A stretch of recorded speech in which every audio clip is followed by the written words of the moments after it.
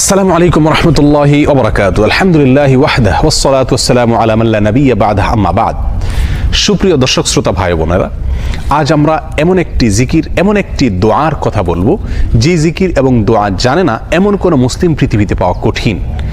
বলতে গেলে আমরা সকলেই এই দোয়া, এই জিকিরটি জানি, এই বাক্যটি মুখস্থ আমাদের আছে, কিন্তু এই বাক্যের যে ওজন, এই বাক্যের যে ওয়েট, এই বাক্যের যে গুরুত্ব, সেটা আমরা হয়তো অনেকেই উপলব্ধি করতে পারি না।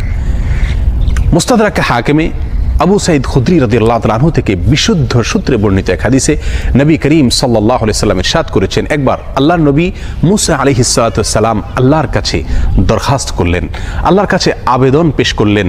তিনি আল্লাহর সঙ্গে সরাসরি কথোপকথন করতেন, সেজন্য কালিমুল্লাহ বলা হয় তাকে। আল্লাহর সঙ্গে সরাসরি কথা বলতে গিয়ে একবার তিনি আবেদন করলেন, আল্লাহ আমাকে আপনি একটি জিকির, একটি দোয়া শিখিয়ে দিন, যে জিকির, যে দোয়া আমি সব সময় পাঠ করব, সব সময় আমল করব।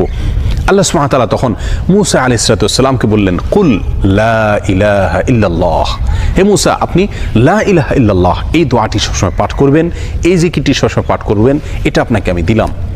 মুসা আলাইহিস সালাতু ওয়াসসালাম কিছুটা আশ্চর্যান্বিত হয়ে আল্লাহ সুবহানাহু ওয়া তাআলাকে বললেন, আল্লাহ লা ইলাহা ইল্লাল্লাহ এটা তো এমন একটি বাক্য, এমন একটি জিকির, এমন একটি দোয়া যেটা সকলেই বলে, সব মানুষই বলে।